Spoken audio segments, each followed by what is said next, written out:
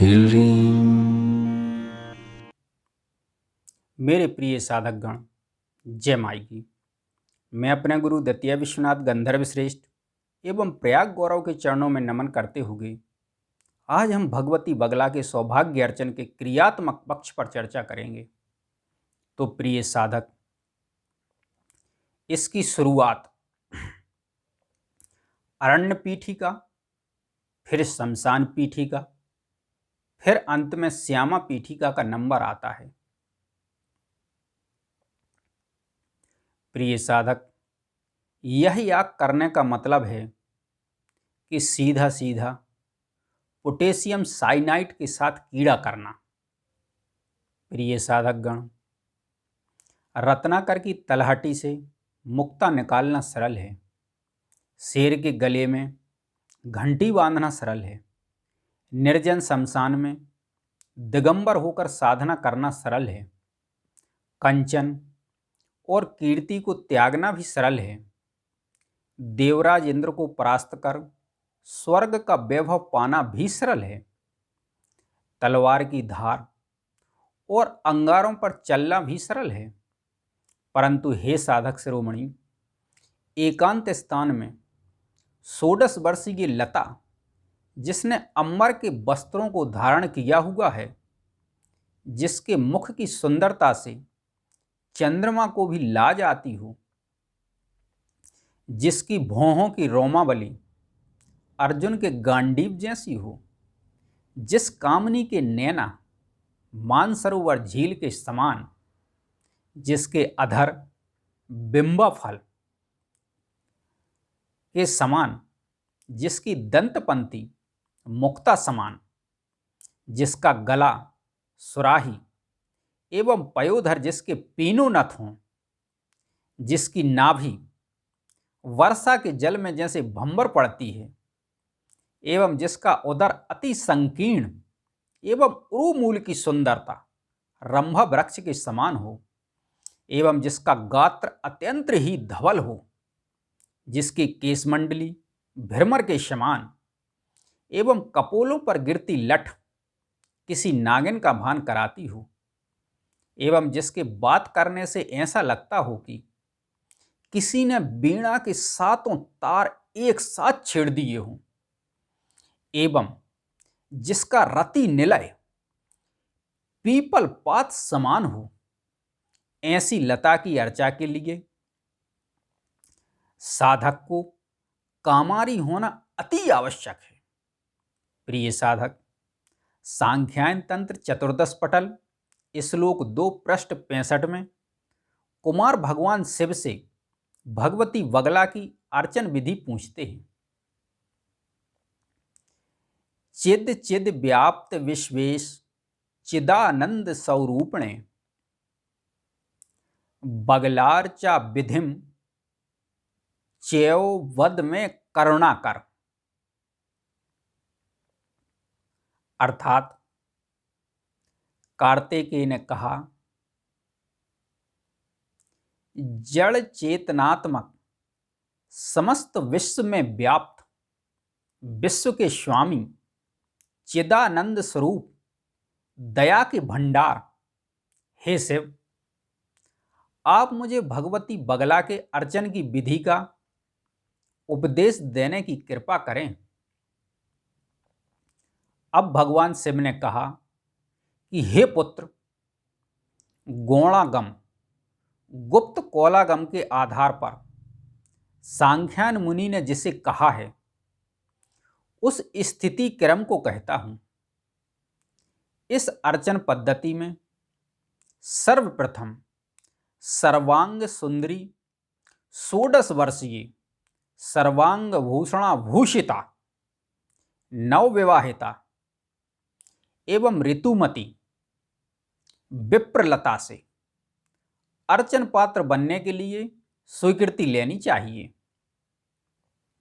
यदि उक्त लता प्राप्त ना हो तो 9 कुलांगनाओं में से जो उपलब्ध हो उससे अर्चन पात्र बनने की अनुमति लेनी चाहिए, एवं कुलांगनाओं के अभाव में अपनी भार्या को ग्रहण करें। इसके पश्चात अर्चन हेतु कृष्ण पक्ष की अष्टमी, चतुर्दशी अथवा पूर्णमासी को कुजवार या भृगुवार की रात्रि में उस लता को आमंत्रित करना चाहिए। तदुपरांत भगवती के अर्घ्य पात्र के स्थापन के पश्चात गजदंत निर्मित या हेमादि निर्मित मंच की पूजा करें। तब उस पर विशुद्ध छोम की रुई से परिपूर्ण रजाई बिछावें, फूलमाला कपूर से सुसज्जित करें। इसके बाद हे शैलजी, कपूर की मंडूक आदि की पूजा ऊपर ऊपर के क्रम से इस प्रकार करें।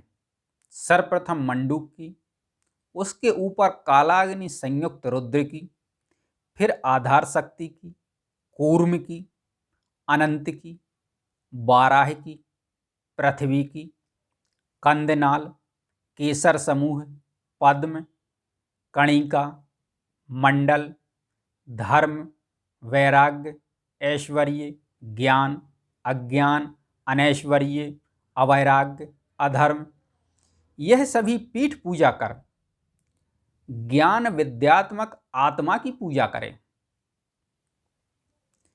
तब पर्यंक के ऊपर कुल को स्थापित कर तदुपरांत उस कामनी के शरीर में भूत शुद्धि, मातृका न्यास, अंग न्यास, कर न्यास, सोढ़ा न्यास तथा पंजर न्यास करना चाहिए। फिर उस कन्या के शरीर पर सुगंधित तेल का मर्दन कर पलंग पर बिछे कपास निर्मित गद्दे, जिस पर सैमंत, जाति, चंपा आदि के पुष्प बिखरे हुए हों, के ऊपर दूती को उत्तर मुख बैठा देना चाहिए।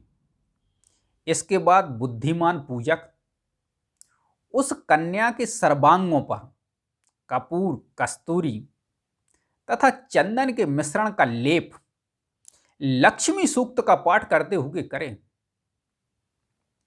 फिर चंदनादि लिप्त पलंग पर स्थित उस कन्या को ध्रुवांशु इस मंत्र का पाठ करते हुए दक्षिण मुखी कर देना चाहिए।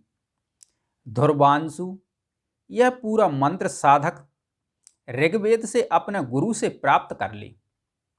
तत्पश्चात श्री सूक्त का पाठ करते हुए उस कन्या को ऊपर मुख हुए सीधा पलंग पर लेटाकर उसके दोनों उंगलियों को फैलाकर गुप्त कोलागम के अनुसार अर्चन करनी चाहिए।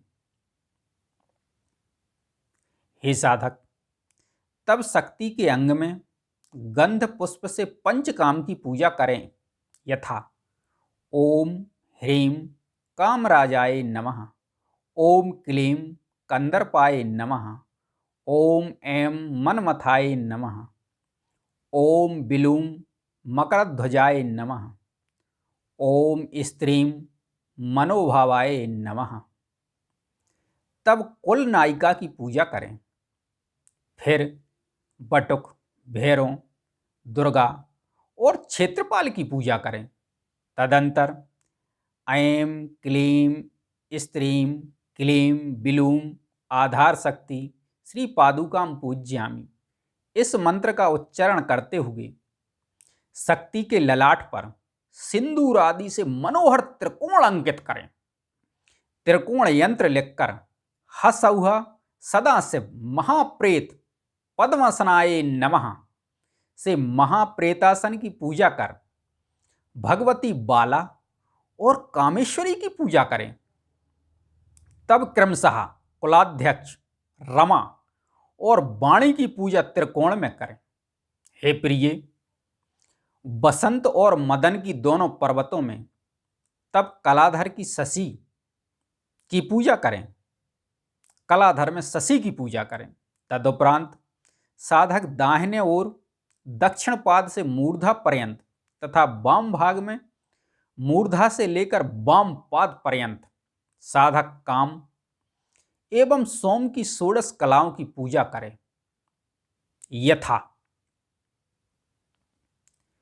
श्रद्धा प्रीति रतिश्च्यो घृतिहा कांतिर्मनोरमा मनोहारा मनोरामा मदनोन्मादिनी प्रिय मोहिनी दीपिनी चैव शोषणी चा वशंकरी रंजिनी शुभगा देवी षोडशी प्रिय दर्शना षोडश स्वर संयुक्ता एतः काम कला यजेत पूषा वसा च सुमना रतिहा प्रीतिस्तथा घृतिहा रिद्धि सौम्या मरीचिस्चा शैलजे च अंशुमालिनी अंगिरा ससनी चैव छाया संपूर्ण मंडला तथा तुष्ट्या मृते चैव कला सोमस्य षोडश सौरैरेव प्रपूज्या ही सर्व कार्यार्थ सिद्धिदा। इसके बाद साधक शक्ति के कुलागार में प्रवाहित 3 नाड़ियों की निम्न मंत्र से पूजा करे। एम चांद्रयी नमः, एम सौर्ययी नमः, एम आग्नेयी नमः। तब रक्त चंदन चर्चित मदनागार में पहले भगमाला मंत्र का उच्चारण कर एम क्लीम सौहा मंत्र का जप करे। उसके बाद एम ह्रीम श्रीम एम जम बिलूम किलन्ने सर्वाणी भगानी बशमानय में मंत्र से फिर स्त्रीम ह्रीम क्लीम बिलूम भगमालिन्यै नमः एम ह्रीम श्रीम इस मंत्र से गंधादि उपचार द्वारा पूजा करें। तब उक्त मदन महल में अपने इष्ट देवता भगवती बगलामुखी की पूजा करें। तदुपरांत हे साधक भुवनेशानी इसके बाद अपने मदन ध्वज में ओम ह्रीम महात्रिपुर सुंदरी इस मंत्र के साथ नमः शिवाय इस मंत्र से अपने ध्वज में शिव की पूजा करें। इन नामों से तत्पुरुष, अघोर, सद्योजात, वामदेव, ईशान, तदंतर शक्ति के अंग में निवृत्ति, प्रतिष्ठा, विद्या, शक्ति और शांत्यातीता इन देवताओं की पूजा करें एवं पूर्वोक्त मंत्र का उच्चारण करते हुए त्रिकोण की पूजा करें। इसके बाद अवधेश्वरी, कुब्जा, कामाख्या, समया, चक्रेश्वरी, कालिका, दिक्कर, वाशिनी, महाचंडेश्वरी और तारा की पूजा करें। तदंतर समग्र विद्या का उच्चारण कर वृषणों के मध्य में गंध पुष्प एवं अक्षादि से नंदीश्वर की पूजा करें।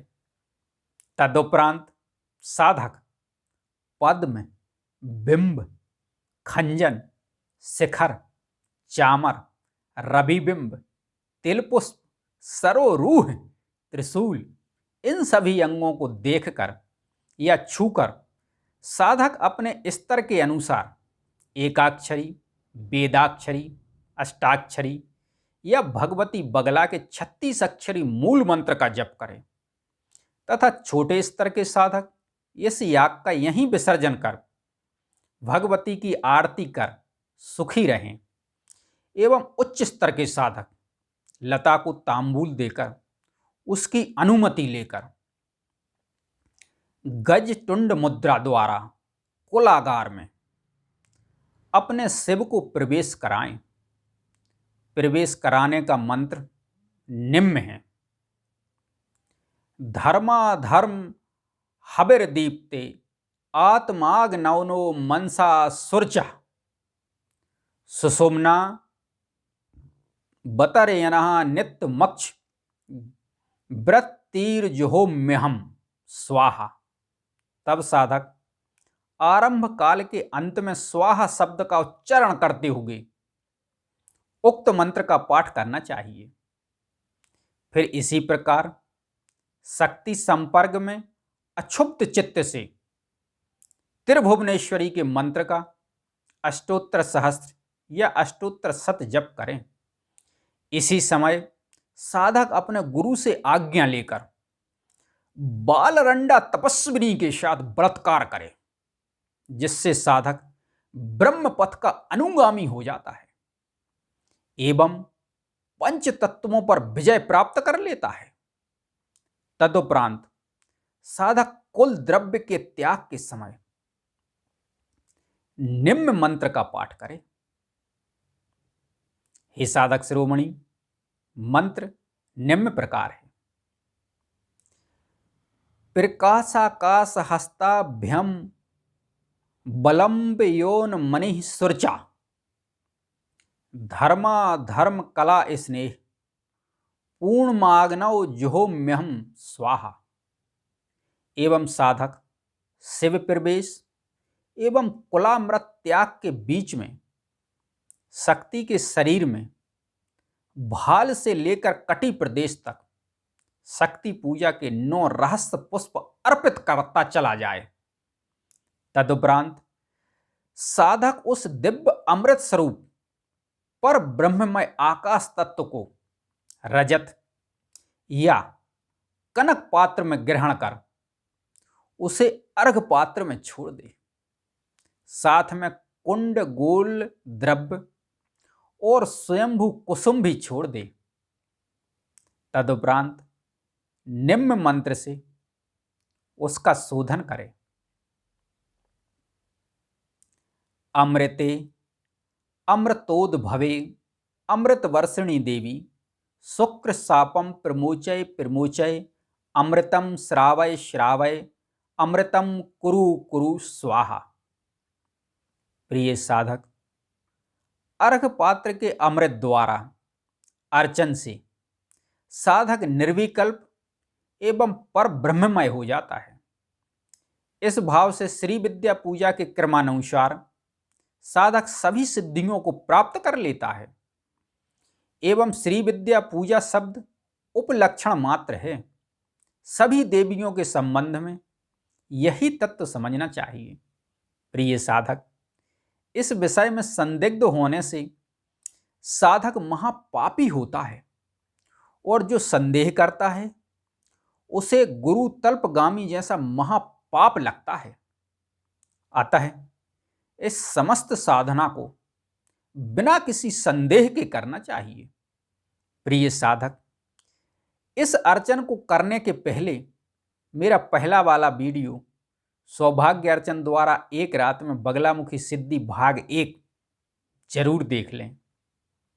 आज के वीडियो में इतना ही। जय माई की।